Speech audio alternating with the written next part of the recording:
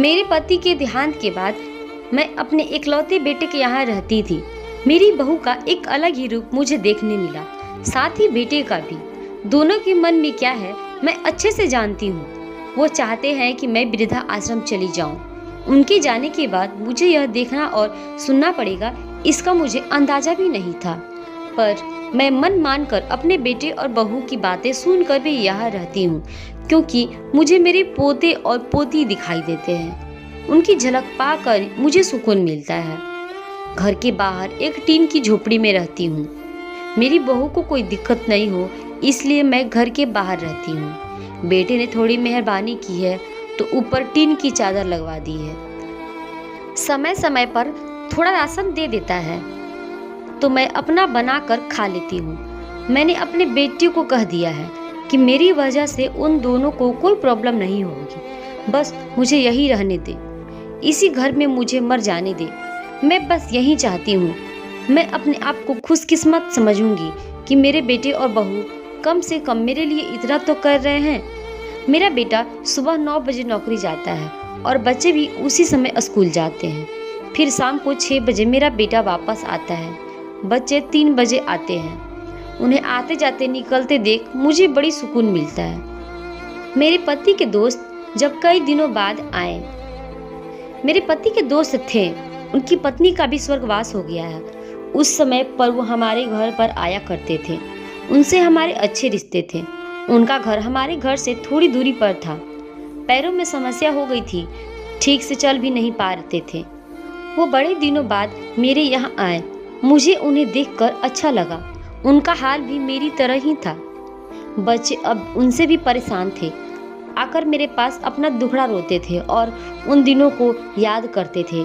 बुढ़ापा हम जैसों को बहुत रुलाता है। उनकी पत्नी का स्वर्गवास हो गया था और उन्हें चलने उठने में समस्या थी, इसीलिए वो तो अपना खाना भी नहीं बना पाते थे।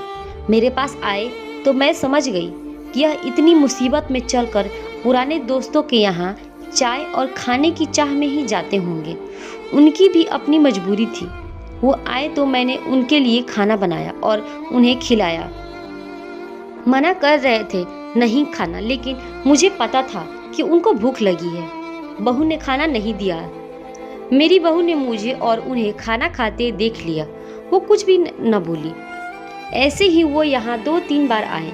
जब भी वो आते मैं उनको खाना खिलाती। फिर उनके जाने के बाद जब मेरा बेटा आया तो बहू कहती है कि तुम्हारी माँ कितनी बेशर्म है, पता नहीं किस किस को आजकल बुलाकर खाना खिला रही है। बड़ी मुश्किल से कमाया जाता है और यह लुटाने में लगी। इनका राशन बंद करो, कुछ दिन भूखे रहेंगी तो अकल ठिकाने आएगी। मैंने कहा कि मैं अपने हिस्से का उन्हें खिलाती हूँ, तुम्हारे पिता के पुराने मित्र हैं। फिर भी बहू का उल्टा सीधा बोलना शुरू रहा। घर के बाहर रहकर इनको आज़ादी मिल गई है, पता नहीं क्या क्या करती हैं। बेटा भी बोला कि कुछ दिन भूखा ही रहने दो इन्हें। मुझे मेरे बेटे ने घर के पीछे सीढ़ी के पास ले जाकर बिठा दिया। कहा कि अब यहीं बैठो। मेरे तो अब आंसू भी सूख गए थे। अगले दिन मुझे खाना नहीं मिला। मेरे टीन के उस छोटे से कमरे को बहू ने तोड़ दिया। तब मुझे लगा कि अब मैं गलत कर रही हूँ। एक दिन पूरा भूखा रहने के बाद मैंने सोचा कि मैं गलत कर रही हूँ। मुझे अब अपने बेटे के यहाँ नहीं रहना चाहिए और शायद गलती भी मेरी ही है। मेरी ही परवरिश में कोई कमी रही है, तभी तो यह परिणाम आया।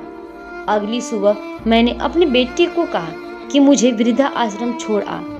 अब मैं तुम दोनों को ज़्यादा परेशान नहीं करना चाहती। बहू ने कहा कि एक दिन भूखी रही तो अकल ठिकाने आ गई ना। बेटे के चेहरे पर भी अजीब सी खुशी थी। जल्दी से तैयार हो गया मुझे छोड़ने के लिए। बहू कह रही थी कि आज की छुट्टी ले लो, यहीं आसपास मत छोड़ आना, कहीं 3 दिन में वापस न आ जाए। मैंने अपनी बहू से कहा कि बेटी चिंता मत कर, मैं अब नहीं आऊंगी। मैंने अपने पोता पोती को गले लगाया। मुझे पता था कि अब मिलना नहीं हो पाएगा। बेटी को भी चाहती थी कि एक बार जी भर के गले लगा लूं, लेकिन वो बोला चलो जल्दी करो। मैंने बहू को कहा कि बेटी अपना ध्यान रखना। मेरा बेटा मुझे छोड़ आया। वहां आकर मैंने देखा कि मेरी तरह कई हैं। थोड़े दिन उदास रहते हैं, फिर सच को स्वीकार कर लेते हैं। मैं अब यहाँ खुश हूँ, कुछ काम भी करती हूँ। मैं चाहती हूँ कि ऐसा किसी के साथ न हो, लेकिन ऐसा कब किसके साथ हो जाए कोई पता नहीं सकता। लेकिन माँ बाप को ऐसे समय के लिए भी तैयार रहना चाहिए। बस बच्चों को पाल कर बड़ा कर दो, उनसे कुछ उम्मीद मत रखो।